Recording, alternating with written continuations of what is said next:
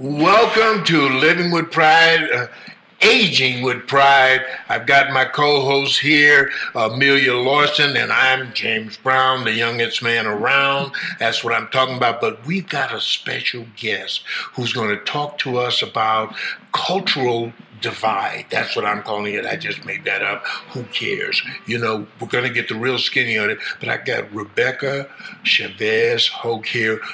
House of Representatives, you name it, she's done it, she's it. Welcome to the show. Hey, James. How's it going? It's good to be back to see you. I'm doing good. I got this antagonizing co-host over here who beats up on me every step of the way. Keeps you humble, right? Yeah. Keep you on the straight and narrow. I need to be on the straight and narrow. You know, we talk about housing, we talk about aging, and for some reason in our culture, we don't respect aging like, say, Japan. Japan is sort of mandatory. Like the Latin community also looks after their own.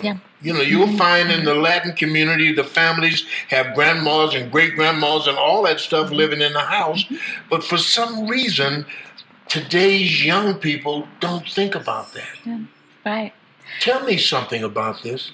Well, I mean, it is. I think it's somewhat inherent in our culture, and I hate to say that it's exclusive to our culture because there's so many communities. I think in some of our rural communities where you have multi-generational lines of people that have been in the same farm forever and ever, and they take care of their own. So, but we do find that within our Latino culture, our Latinx, Hispanic culture, that there's this sense of responsibility, a sense of this is just what you do. The expectation is that you're going to take care of your seniors, your parents, your grandparents, aunts, uncles, even folks that aren't really related to you by blood. You know, we have this sense of compadrazgo, which is individuals that have served as godparents. Say that again. Compadrazgo. So it's people that those compadres, comadres, they are godparents of individuals, and so they are seen as part of the family. And so we have these very broad, extended families, aunts and uncles, cousins, and everybody just knows that, you know, when one of your seniors, one of your elders needs assistance, somebody pitches in. I know that with my aunts in particular, I have cousins that are just the go-to cousins. They know to be there, and there's just no question. There's no question, and it's appreciated, and everybody steps in and jumps in to help based on what their skill set is, what their time is like, what they can do for a member of the family. Again, not exclusive to the Latino community, but I know that's something that that is a support within our multi-generational families as Latinx families. But sometimes it can also be a challenge because there's that expectation. And for those of us that end up being caregivers, sometimes we don't want to reach out for help.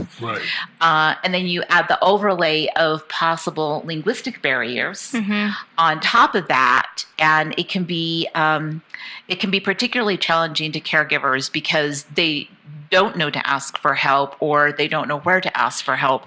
And then the overlay is, but if I ask for help, then I'm not doing my duty. They feel like it's wrong. Yeah, I don't feel like I'm doing my duty as a daughter, a niece, a family member.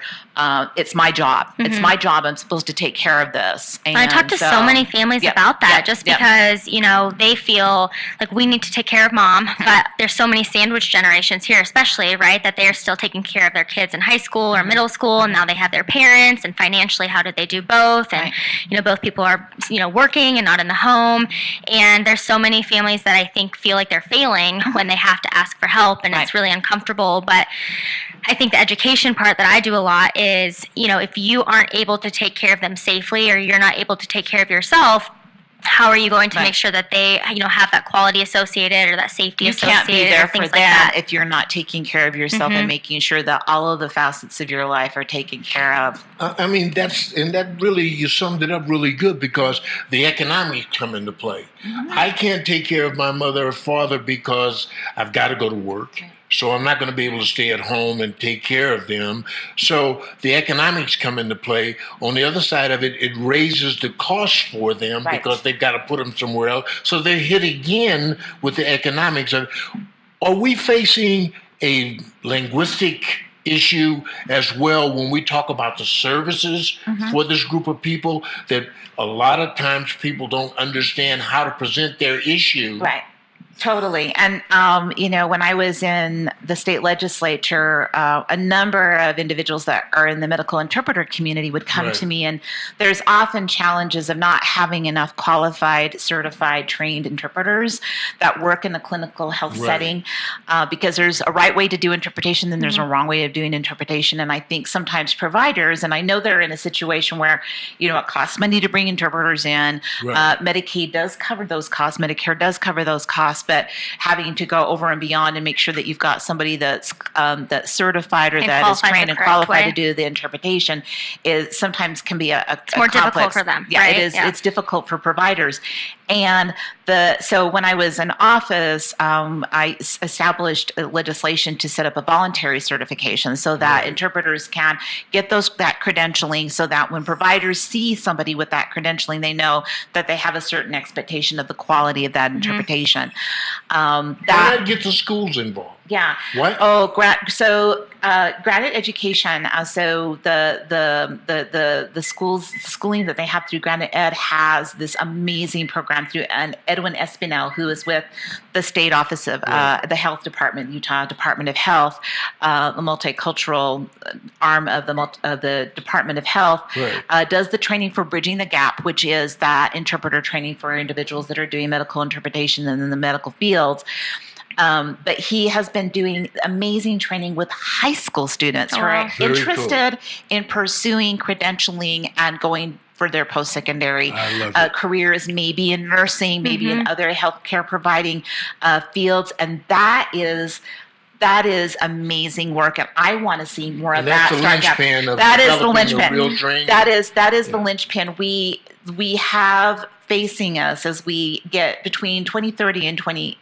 They're saying that the number of African American seniors is going to triple over and beyond that of the white majority, and of Latinos 4 times the growth in terms of Latinos that will be in that senior age group that will need that assistance. And so these are voters. These are voters, and they're people that have made their contributions. They've worked in our communities. They've raised their families. Many of them may be able to navigate conversational English, but when you're in a medical crisis, you need to have that person that has that medical interpreter training to be able to kind of help you and your families, all the symptoms, all of the everything facets, that's happening, the symptoms, what they're supposed to be doing to take care of themselves. A lot of the challenge that we find is, and I know this from my own experience, when my mother was aging, she died at 91, but her hearing was failing. And so what I would often find when I would go to the doctor's appointments is the doctor would say, well, Mrs. Chavez, we need you to do this, and then she'd be like, smile and nod. That sounds great. Yeah, gets home and she's like, and so I would afterwards, I'd go home and say, Mom, do you know exactly what you're supposed to do? And she says, well, no, you need to help me with that. And she was totally bilingual, bicultural. It wasn't an issue of the linguistic barrier, it was the hearing.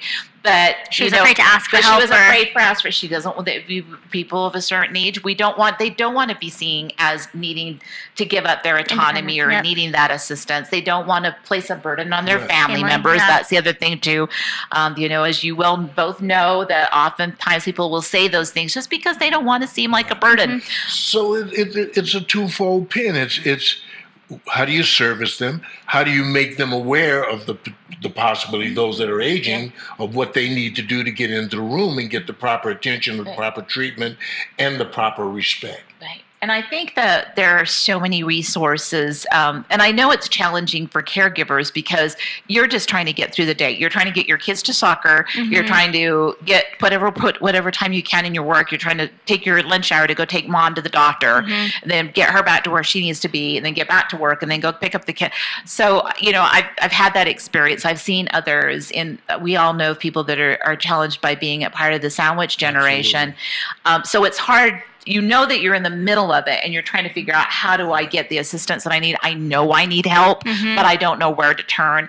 So what I always encourage is other members of the family, when you see your caregiver really starting to struggle, step forward and say, can I help you? Can I help you? Can I, take your kids can I help with carpool? Or Can I help you, do some research? Can I bring over dinner? Or can I any do of the some above? research for you to get some assistance for your mom? But it's hard too, because a lot of times I have to tell families, if you are a caregiver and that's your job, right? You leave after 8 hours. Yep, You get that break and you get a checkout and you get to rest and then you start all over again. And so a lot of times people think, well, I'm taking care of them for 24 hours a day, so how is that person going to help out? They're going to have the same effect. And it's like, well, no, they get a checkout and leave and get refreshed and start all over. Meanwhile, the family's just kind of going in this revolving circle, right? That there's no way out. And I think eventually people kind of sink themselves, or a situation happens. I was visiting my mom this weekend, and we went and visited. She lives in like a 55 and up community, and one of her neighbors up the street, her husband had a stroke maybe 10 years ago. She's kind of been the caregiver, and he's just really declining, and he fell the other day. She couldn't get him off the ground, so she called 911. They came over, and they're pretty much like, if this keeps happening, we're going to step in, because this is not a safe living environment for him, right? She has home care coming in during the day, but of course no one falls when everyone's there. They fall at the nighttime. So she fell the other day and broke her arm. Huh. And so now she really can't take care of him. And so my mom brought me over there. We talked about hospice, and the minute I said hospice, she's like, oh no, like he's not going anywhere, yada yada. And I'm like, that's not what it means anymore, right? I mean, he's not going to improve. He has congestive heart failure, he has dementia, he has the stroke. And I'm like, it provides a free resource. Your insurance will pay for it, to have someone come in and help him get ready for bed in the evenings and just help make sure he's okay and give you a little bit of a break.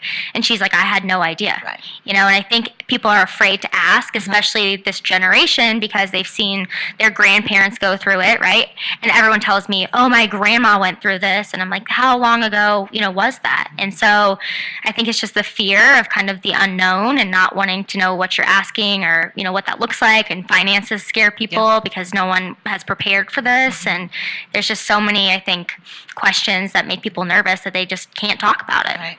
And then put the overlay of the linguistic barrier and the cultural barrier on that, and it just I had a really lady call me the other amplifies. day. She's taking care of her grandma, who keeps getting out of the house. Like, the police keep finding her and bringing her back to the house, right? She's trying to go out there. And so, they're like, we need a memory care, but she speaks Bosnian, and she cannot speak English. And so it's, what assisted living / memory care out there has staff that are trained in Bosnian, right? Not very many. Right. So, those type of situations, it's really hard to get her the care she needs, but also for her to be able to understand what's happening, and especially with dementia, right? You can't just walk up and change someone. It's like it really is amplified and it's aggravated by the situation of the because you're a stranger, they can't understand you, and then on top of it. So how do you put this on your list of things to do? How do you prioritize all of these issues and put them in one little capsule and say, I'm going to go do this, I'm going to handle that? How do you do that? Well, again, I think it's really contingent on people from outside of people upon who we depend as care when we're caregivers, to kind of just every once in a while do a check-in, and when we say no, we're okay, everything's good, is say, really, what can I? Let me do this. Yeah. If I don't ask, just do it. If I do this, will that help? And we need to make it better, is what you're saying. and just people that are nearby us, our friends, our neighbors, and other family members, because as caregivers, we're worried that if we say we need help, that we're somehow failing our parent. And that's like the worst thing that you can feel, is that you feel that you're failing your parent.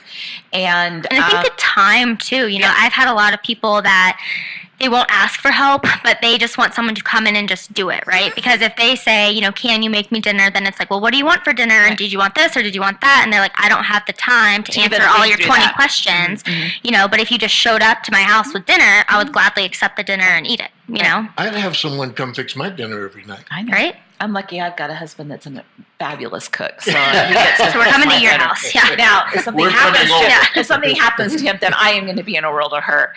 But the other thing that I wanted to bring up is what's so interesting about what's happening demographically, and why we really, as a community, need to start planning for this and to build up that workforce of young people who are interested in entering these fields of geriatric medicine and care, et cetera, that are from diverse communities. Is that we as Latinas have a tendency, it's a blessing and a curse of being very long-lived. The longevity of Latinas as a demographic group is longer than many in the traditional, in the mainstream population. But that's happening all across the board. That is across the board. But what's interesting about it is that, so we live longer. Some of us are really healthy. Some of us do have chronic conditions that, we're going to be encountering and having to manage for a longer period of time, because we live into our late 80s and early 90s. But if you are a Latina, just generally, you are earning less annually per annum than white men generally, but even amongst women. So we earn, generally, Latinas earn around 52 cents on the dollar compared to men. So the challenge is, okay, so I'm a Latina and I'm going through my day-to-day, I'm working every day, I'm trying to take care of my family. When I pull time away to have to do caregiving, then I'm not earning my only 52 cents to a dollar. That cuts my Social Security benefit going forward, but yet I am more projected to live longer. So I'm projected to live longer. My earning power is reduced because just of who I am as a demographic and the types of education and work that I might find myself in, just generally as a Latina population. But yet I'm taking more time away from my earning to take care of my family and the caregiving. Well, it's hard too, because it's a vicious cycle and it's very challenging. So if they're taking care of their parents, right? And you never want to kind of put your kids in the same situation that you were put in, right? So you want to save more money so that situation doesn't happen. But how do you do that when all your time is spent towards X? And so the complementary care for these populations is so crucial. It is incredible. We're running out of time. This is short and brief and quick and to the point, but we're going to have you on again and again and again. We actually want to extend an invitation. We are putting together a advisory consulting board to keep us up to date with what's happening. We'd love to ask you to be on that board. Will you please? That would be an honor, and I'd love to be able to share some of the things that I'm encountering just in the community in general as you're exploring these issues and how we can best, like you say, age with pride and care for those that are in our circle of care. Yeah, thanks, the community. Thank you very much. We will have you on.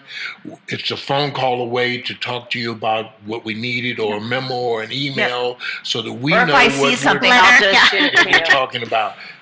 You've got the young side, you've got the old side of this equation. We're going to make a difference so we can show this community and the country that aging with pride is an honor, and we need to recognize that. Thank you very much for being a guest on this. We love you very much. Thank you. Thank you. Like, where's your hand? I can't see it. And until next time, I'm James Brown, and that's Amelia Larson, and we're talking about living with pride so you can age with pride. Until the next podcast, we love you. Ask the question, you'll get an answer.